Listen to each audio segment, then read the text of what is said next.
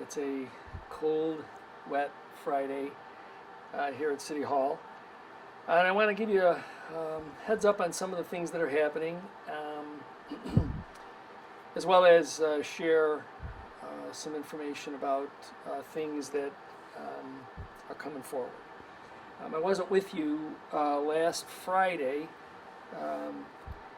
and I just wanted to again repeat the fact that, as was reported, the City of Niagara Falls has joined in a sister city relationship with the municipality of Beit Miri in Lebanon. We had a great meeting with the mayor and deputy mayor of that municipality. We look forward to future engagements with one another, whether they be on economic development, education, tourism. We look forward to developing as many international relationships as we can. Niagara Falls is an international city, and so we really welcome the opportunity to engage with communities across the world in these types of relationships. Closer to home, as we know, this weekend we'll all be adjusting our clocks for fall. So please remember to make that adjustment over the weekend so that you're not late or early for any appointments you may have in the week to come. So don't forget, adjust your clocks this weekend.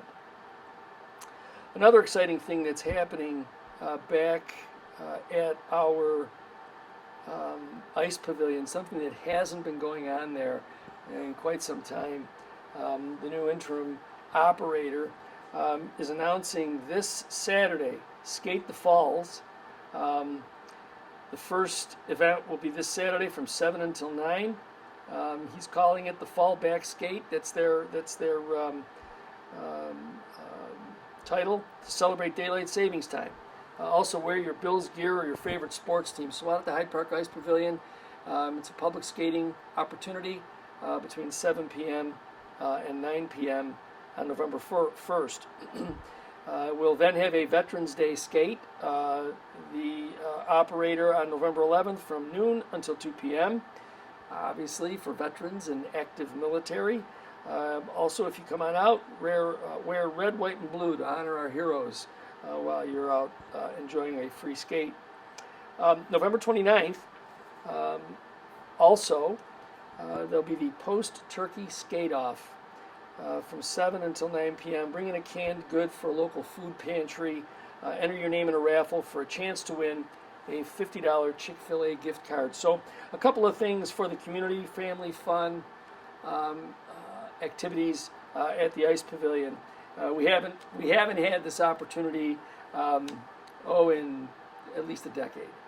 So we appreciate the interim operators' offerings of these activities. You know, I said free, but there's a general admission charge of $5. So let me make sure that's clear. For each one of these, general admission charge of $5. November 1st, fallback skate, 7 to 9. November 11th, noon to 2, Veterans Day skate. And November 29th, 7 until 9, post-turkey skate off. So please get on down to the Ice Pavilion and enjoy that. It is fall, and so leaf pickup will be starting. It'll start the week of November 9th. They will work from the north end, and then the following week from the LaSalle area, and work their way toward the center.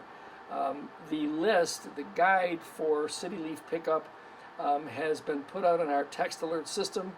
Again, let me give you that number. If you're not on the city's text alert system, please consider joining. You'll text the word resident to 716-325-5723. 716-325-5723. Text the word resident to that number. It isn't a back and forth kind of text engagement. As a matter of fact, we don't track any information. It's just about getting information to you. Things like, Skate the Falls, as well as our guide for our city leaf pickup. So again, just to let you know, in the north end, it'll be the week of November 9th. in the LaSalle area the week of November 16th. Center City will be the week of November 23rd. Then back out to another portion of LaSalle on November 30th that week. And then in the south end, the week of December 7th. So I know I rattled through those quite quickly, but if you're on the text alert system, we'll also have it posted to our website. You'll be able to find that very easily. We have experimented, and it's funny, we experimented with putting in some speed bumps on Lewiston Road near Maple Avenue School. Why did we do that, right? There were people on all sides of the argument, as there usually are.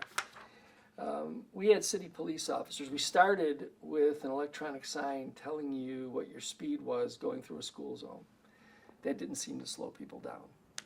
We placed police personnel there to write tickets. They were writing incredible tickets, numbers of tickets for people who sped through that school zone. And that wasn't slowing people down. So we opted to give this a test trial. We'll be having a conversation with the school district about whether or not they would like to have these speed bumps installed during the school year. Obviously, the only portions of the year when it wouldn't be out there is the time when the plows start, starting from November until perhaps March. But from April until June and from September until end of October, if they are interested, and we'll have that conversation with them. The reason for it, really, is if people would just simply obey the speed limit rules. I know that you're driving along and you decide you want to obey the speed limit rules. And there's somebody behind you who's a little anxious, and they decide they're going to blow the horn, or they're going to flick their lights, or they're going to speed past you. All you can do is control your own vehicle. And if you consider the fact that you're driving through a school zone, and I understand some may say, well, but it's 5:30, what difference does it make? If you talk to a parent of a school child from kindergarten all the way through 12th grade, they'll tell you that there are things that are going on at those schools sometime after the school bell for classes ends. And so there are many times when there are students still in those buildings after the school day ends. So you still may have students who are coming out, either they're walking home, because some of them do live close to the schools, or they're being picked up. Some people have suggested that instead of doing this, the schools should create pick-up and drop-off spaces. Well, I think in many ways the district does have those situations now. Do all parents comply with the pick-up and drop-off places? I can't say that that's what happens. But I can tell you that the only thing that we're looking to do is try and keep the school zone safe.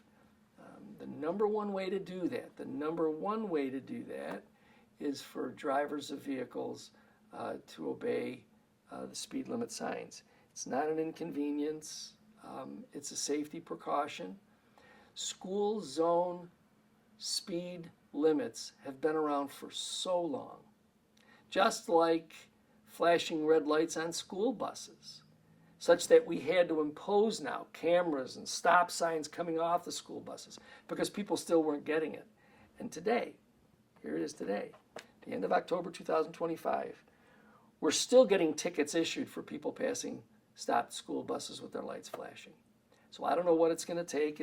Unfortunately, none of us want to hear or see or read about any more tragedies on the roads. It's just, and we're the ones that can stop it, right? We're the ones, the way we operate, we can make it better. So we need to do better. Try to concentrate on that. Winter's coming. And this rain right now, these kinds of days, those roads could be slick. Take your time. Make sure you're going to get to the place you want to get to safely, even if you're a few minutes late. But more importantly, make sure that you don't find yourself in an accident that could have serious consequences to it. So just slow down on the roads. Let's all drive more safely and take matters of safe roads into our own hands, okay? This coming week, November 4th, Tuesday, is Election Day. Now, it's a very important service that residents, citizens have. They have the right to vote on the type of government that they want. And as I've said, the public gets the government that it deserves. In large measure, that's really a function of us getting out and voting. Now, it's interesting. There's an awful lot of noise out there. You know, I've got one incumbent Republican council member who is touting all of the successes of our administration and how that incumbent candidate wants to continue to be a part of it. And yet, we also have the New York State Senate Republican Committee trying to create division and acrimony. I guess that's kind of the season that we're in, right? But I know that people have seen many changes, whether it's development finally happening on Main Street or whether it's challenging 30-year do-nothing landholders, or whether it is providing new street lighting, park improvements, improvements to public safety and public works equipment, all of those things at no taxpayer expense. Those are, I think, achievements that our administration, I'm proud of the people who are here, the folks who help us make sure that we maintain the type of reserve fund that the state controller's office requires, which leads us to improve bond ratings, which improves our standing as developers take a look at us as a place where they can come and do business.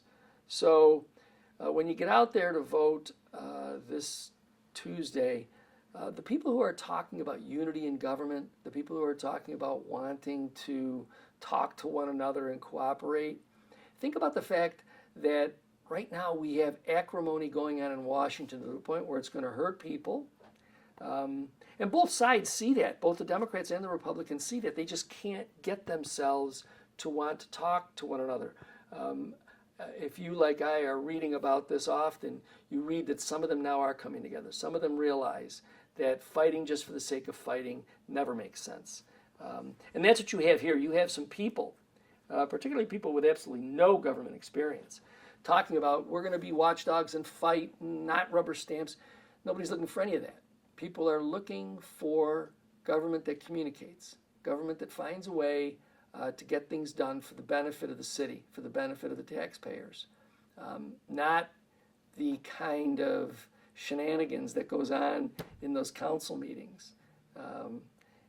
Much is being made about a number of things that, quite frankly, I'm proud that at least one online journalist saw these things as just non-stories. But unfortunately, print media, our print media, continues to do its best to drive the city that it is writing about into the ground. And that is remarkable, because if you want to increase your readership, if you want to do that, wouldn't you want your community to grow? So let's do the opposite. Let's do things that contract the city, because we're going to talk about all the things that we could talk about. Niagara Falls is really no different than any other urban center. And yet, here, our print media concentrates on making sure that they continue to write about those things. There's a conspiracy around every corner. There's some nefarious purpose behind every decision. It's really a scary place to be, and it's unfortunate. But I know that the residents here are better than that. I know that you understand the need to have government that works together to work best for you. And at least the members of our administration will continue to do that. We'll continue to just simply move ahead with the things that we have proposed, knowing that the end result will be an improvement for the city of Niagara Falls.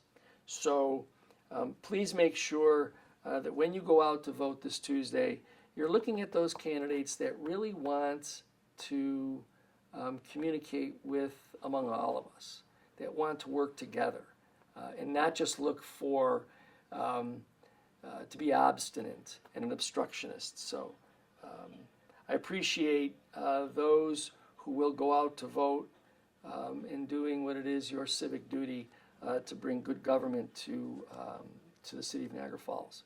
So let me remind you, if you're not on the text alert program, please sign up. Text the word resident to 716-325-5723. There you will find the leaf pickup schedule. You will also find information on Skate the Falls at the Hyde Park Ice Pavilion, along with a number of other things that will come up as they happen in the city. So please get yourself on to that text alert system. It is the most efficient way for City Hall to communicate with you directly. No filter, nothing. It's just us providing information to you. So that number again, 716-325-5723. Text the word resident to that number, and you'll get all the information as we get it here. Water board information, school district information, information of activities and happenings within City Hall. So until I get to talk to you again next week, stay warm this weekend, stay dry, and I look forward to talking to you again next week.